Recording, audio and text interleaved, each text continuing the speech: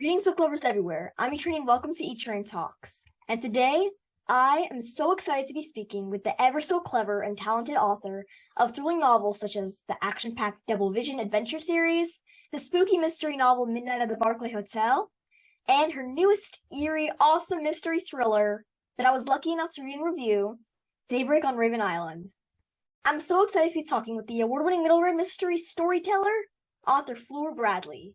Thank you so much for joining me today. I'm so glad to be here. Thank you. Well, thank you so much for coming. I'm super excited to discuss everything books with you, and I'm sure everybody listening, we all want to know just a little bit about you and your books. So what can we expect when we read some of your novels? Gosh, it's really my love for mysteries that is in every book. I just absolutely love mystery. I love a puzzle, and I try to put that love into all of my stories. And then there's a little bit of spooky side, the scary mystery element, which is also fun to do. So right now, if you're picking up a book that like Midnight at the Barclay Hotel or Daybreak on Raven Island, that's what you can expect, sort of fast-paced and fun, which is what I like to read. So I try to put that into my books. So for those of you who don't know this, Fleur is not only an amazing storyteller, but also a big reading advocate. She spends a lot of time visiting libraries and classrooms, talking with kids, and fostering a love for everything books. And I know that she really is making a difference because I see all the wonderful notes Fleur posts from kids on social media. Fleur is touching kids' lives and making a difference. So now, without further ado, let's get into the next question. So, you have a new novel, Daybreak on Raven Island, coming out in August of 2022, and I absolutely loved the story. I even wrote a review on it. So for those who haven't read it yet or are eagerly waiting their pre-order to arrive, what can you share about the book without giving away any spoilers? So Daybreak on Raven Island kind of started with Alcatraz. I was trying to come up after Midnight at the Barclay Hotel. I'm like, I want another scary setting, something that's really going to be a good invitation for lots of ghost stories and just a little bit scary in a Midnight at the Barclay Hotel. And I instantly thought of Alcatraz. So then when I like to do it, when I find a setting that I really like, I try to come up with the fictional version of it. That way I can heighten all the elements that I love about a place. So Raven Island is a lot like Alcatraz. It has an abandoned prison. It has a morgue. It has a lighthouse. It has a cemetery and a ton of ghosts. And these three kids are going there on a field trip. And they missed a ferry off the island, which means they have to spend a night because of all the currents, so they can't make it off. And they end up having to solve the mystery of the island of a prison escape. That's a little bit inspired also by Alcatraz. And so that's kind of it in a nutshell. I tried to put a little bit of my love for Alfred Hitchcock and some of that really slow burning kind of scary stuff in there. And the ravens, of course, are in there. So yeah, that's Daybreak on Raven Island in a nutshell. Well, it's certainly such an entertaining nutshell, and I noticed that a lot of elements were a lot like Alcatraz. I haven't visited, but there were school field trips that I've heard of from other kids. I didn't go on them because I got carsick, but I heard that it was a really spooky experience, and Raven Island, it's certainly inspiring me to kind of dive into the spooky side of things. I've never really been a big spooky, eerie kind of middle grade lover, but after reading Daybreak on Raven Island and Midnight at the Barclay Hotel, I certainly am now. And I was lucky enough to read Daybreak on Raven Island and as a electronic advanced reader's copy. And every word became a picture in my head. I was just so indulged in the story, and everything was so graphic and real. So I'm curious to know, what was the inspiration for Daybreak on Raven Island and really all the books that you write? So you touch on an important part for me is that cinematic sort of feeling. Is that for me, when I start working on a story, I know that I'm getting somewhere when I start to really see it in my head. And I like to convey that in the book, and particularly for Daybreak on Raven Island, because one of the characters in the book, one of the three characters, really wants to make a scary movie. His name is Marvin, and he loves all the Twilight Zone and all the scary stuff. So I kind of framed it around what a movie script would feel like, and I paced it the same way. So that was a large part of the inspiration, where Midnight at the Barclay Hotel was very much about that classic Agatha Christie mystery. Daybreak on Raven Island is a lot about those classic scary movies, and pacing it a little bit similarly. So I'm glad that it's translating, because you never know as an author whether it's going to come off on the page. But I'm glad it's translating for readers. And the early reviews are great, which is always a relief. Yeah, and they're a lot like scary movies, but they're also a lot different. Like the characters don't fall down at a certain point, like when a beast or whatever is coming after them. It's not like the obvious, it's not what a usual scary movie is like, but it is paced like that. So I'm glad that it has the aspects of a scary movie, but it's not like, oh my gosh, the protagonist is running to the shed because that's where they think they should hide, and they fall down. And they don't just go in the car and run away. There are a lot more elements, and it's not just the usual kind of scary book or movie, and that's what I love about it. Yeah, and that's what I was going for. I'm to be honest with you, if I'm completely honest, growing up particularly, I didn't really like scary movies or anything scary. I just didn't, too scary was too much for me very quickly. So for this book, I definitely wanted it to feel more psychological, scary, not so much like super over the top, terrifying. Yeah, I definitely get that. And it's definitely eerie, but it's also, like you said, psychological, and it's just real in a sense. Like it's not like a serial killer is coming up. It's kind of just trying to discover yourself, making new friends, and there are some ghosts going around, but that just adds to the mystique. Yeah, and what you bring up is very true. I really wanted it to be as much a friendship book. So it's these three kids that really normally wouldn't be friends, but they learn by sharing and by working together and just being honest kind of along the way. That working together they can defeat the suspect in the murder mystery. So yeah, and they certainly did in a very dramatic and entertaining fashion. And you have a number of books on the shelves, and they're all mysteries. This much experience writing adventure mysteries. Has the writing process become easier with each book, or does each story have its own new challenges?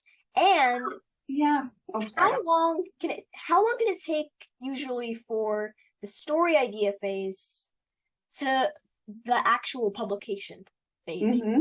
Yeah. So it is different for each book.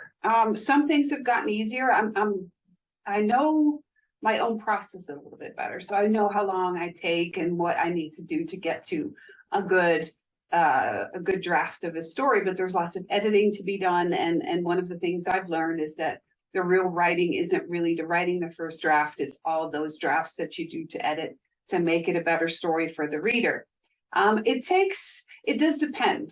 So for Midnight at the Barclay Hotel, I had sort of half a concept, and it took several years for me to kind of mesh that with a setting.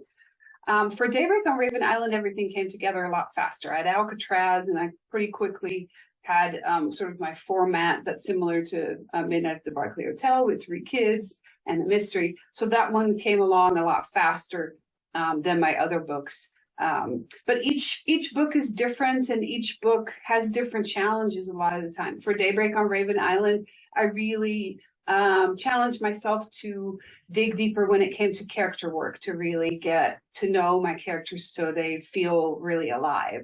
So that was a challenge for that book, is to make really sure that with all the action and all the stuff that's happening on the plot level, that there's lots of character work there as well. And I have a great editor, so I was very fortunate that she can help me a lot with that. So a lot of the work is in the editing, and that probably back and forth takes about 6 months or so, just to kind of put it into context.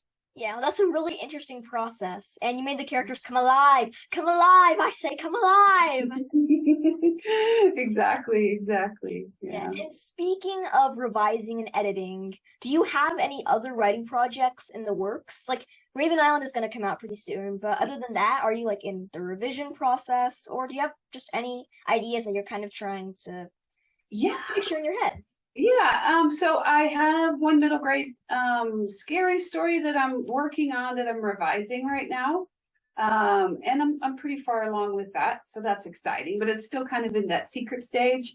And then I have a YA mystery that I've been writing as well. And that one also just still needs a lot of work. So this past summer, I've mostly been spending just revising and sort of being locked away in my office. Yeah.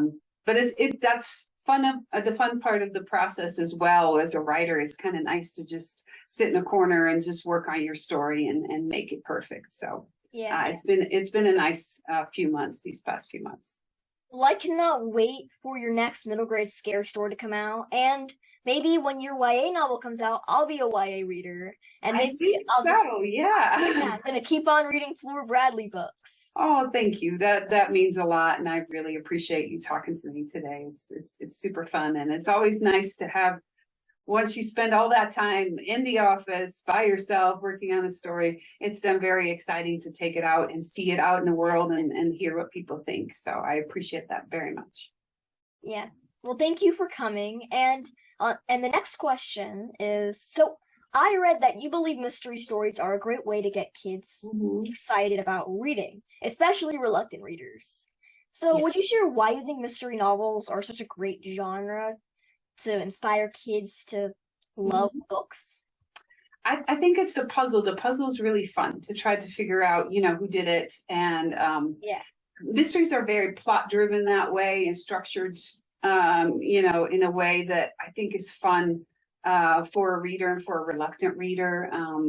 And adventure stories are similar that way, and scary stories are as well. But it's that plot-driven element, I think, where there's just always something happening, and that it feels a little bit like it could be a TV show or a movie, because I get that question a lot, where people are like, oh, when is it going to be a TV show? When is it going to be a movie? Because it is very cinematic. So you see it in your head the way you were talking about Daybreak on Raven Island, is that it feels like a movie in your head. And I think that works well for reluctant readers to keep them hooked and to kind of have it feel like a TV show almost. Yeah, and even for avid readers, all the books are TV shows. Like all the books I read, especially mysteries, they kind of play out in your head, and they really could be a movie because they're so cinematic, like you said. Yeah. And that's just what I love about all your books. They really play out in your head, and especially Midnight at the Barclay Hotel, that murder mystery, I was hooked from the beginning. I read it for school book club, and if it wasn't assigned reading, I would have read it in an instant. And like the ending will shock you. I hope so. I hope so. And that's fun too. I think that works well for reluctant readers as well, is that sort of plot twist where you're like, oh, and you go back and you're like, oh yeah, the clues were there all along, but I just didn't see it coming, and that's fun. You can tell a lot from the cover of a book. That's all I'm going to say. Yes. And one pretty amazing thing I learned while preparing for our book talk is that you're actually a big literacy advocate. I read that not only do you visit libraries and classrooms and talk to kids, but you also offer classes to try and help motivate kids to love reading, especially reluctant readers. So I'm sure our listeners are curious to know, what makes someone a reluctant reader, and what do you do to help kids become willing readers? So it's complicated sometimes. Sometimes there's just kids that don't enjoy reading very much, and sometimes they're kids that might have a reading impediment or a reading disability. My youngest daughter had that, and it was very difficult to pick up on, and we really didn't find out until she was being homeschooled. So I think sometimes there's something else going on, and sometimes it's just a kiddo who maybe doesn't like to read all that much. I think choice is a big deal. So a lot of the time you have a lot of assigned reading in school. And some of that assigned reading is not necessarily the type of reading that's going to appeal to a reluctant reader or to the average kid. Not everybody enjoys the same type of book, basically. So with mysteries, I think that can be a great something that really bridges the gap. And then choice, if there's an opportunity for a kid who maybe doesn't like to read to just pick something that they like, whatever it is, that's huge too. So I do a lot of talks for librarians and educators and teachers on reaching reluctant readers, and just some of the steps that you can take to try to make sure to keep kids engaged. Because if you can keep kids reading, they're more likely to be successful in high school and more likely to go to college or just be able to continue their education because so much relies on reading. And it's just great for the brain. And there's I could go on forever about all the great things with reading, but basically it's very important to keep kids reading. So I try to make that my mission when I go out and talk to people. Those are such great tools, and I'll have to keep them in mind when I'm starting to become a literacy advocate, and I want to inspire kids to read. So it's all about choice in a sense. Like, I think maybe the assigned reading is boring. Well, to some kids it might be boring, so they don't like reading. But then, hey, you have Midnight at the Barclay Hotel or Daybreak on Raven Island, or maybe one of these amazing books in my very large bookshelves. And over here, I have a lot of bookshelves. Maybe it's one of these books. Like, and when you find the perfect novel for you, that is the greatest feeling in the world. And I'm so glad that you are writing books for kids who really need the mystery and the cinematic kind of novels because yeah, like you said, reading is so important in your education and also just in life. Like, if you love reading, like, if you're maybe, like, in your house, maybe you're quarantined during COVID or who knows when. If you have a book could be your best friend if you can't really see anybody at a certain time. Yeah, absolutely. And I love your enthusiasm for reading and for books every day because it makes all the difference and it, keeps all of us going and trying to keep everybody reading, which is great. Thank you. And so your newest novel, Daybreak on Raven Island, is just so good. I really have to say it. All of your books are so amazing. And my next question is one that some people have gotten a little bit mad about because it's so tricky, but it's one that I love asking. If you could be or meet any literary character, fictional or real, like it could be a character from your favorite book, maybe the author of that book, or a literacy advocate, or who knows? It could be anybody related to books. So if you could meet anybody or be anybody, fictional or real, related to books, who would it be and why? Oh gosh, it's so tough. I thought about that question for a while. The BFG, so a giant would be really cool to meet. That was my favorite book when I was young, and like you said, it can be your book, can be your best friend, and that book was my best friend. And then Agatha Christie, because she wrote so many amazing books. I would love to just, have tea with her. That would be really, really amazing. So yeah. Lots of interesting people out there, but that would definitely be a person. She wrote so many books. I would love to just listen to her talk. Yeah, that would be a wonderful experience. And I think that just meeting the BFG or really just meeting the BFG would be so great. I mean, they're the big friendly giant for a reason. Like exactly. I want to get maybe they're a giant, but if I can only I just want to hug them. Although I probably would only get to reach maybe their leg, but still. Yes, and maybe have the BFG carry you away. Yeah. So you can have an adventure. That would be fun, huh? That would be very fun. Mm-hmm. And my next question is, was there someone who inspired you to pursue writing or just really become a literacy advocate? A parent, teacher, author, or role model? Yeah, it was my daughter did for a large extent. Just trying to keep her reading and just her ability or willingness to keep trying even though she didn't enjoy reading all that much. So that's very inspiring to me. And then my parents, I was always surrounded by books, and at the time I didn't realize how nice that was. It was just normal. But I think that that's so important for kids as well, to see their parents reading and for there were just always books in the house. We took trips to the library. And books were just a huge part of our everyday lives. Anytime anything needed to be fixed around a house, because this was the days before the internet, pretty much when I was younger, we would go to the library and get a book on it. So, so I still do that today, if I have to figure something out, I go to the library and I find a book. So I think that habit and that sort of fostering of reading from home is huge. And I feel very fortunate to have that in my background. Libraries and librarians are the best. They And are. They my are. final question is where can we find your books? How can we keep following you and just learn what's next for Fleur Bradley? Yeah, so you can find my books anywhere. The books are sold. I'm going on tour a little bit here in Colorado where I live, so that's going to be fun. And I'm doing a bunch of online events as well. You can find out more about me at ftbradley.com. And just the books are anywhere. So, and if you end up ordering the books and you'd like for me to send a signed book plate or a bookmark, just let me know. I am also on Twitter as at FT Bradley Author. So you can find me there. Well, everybody, go there. And there's a lot of interesting stuff on her website. I found a lot of the information for this interview on her website. It's just so interesting, her whole story. And you're going to learn a lot, and you're going to learn to love Fleur's books as much as I do. And everybody, my guest today has been the one and only wonderful Fleur Bradley.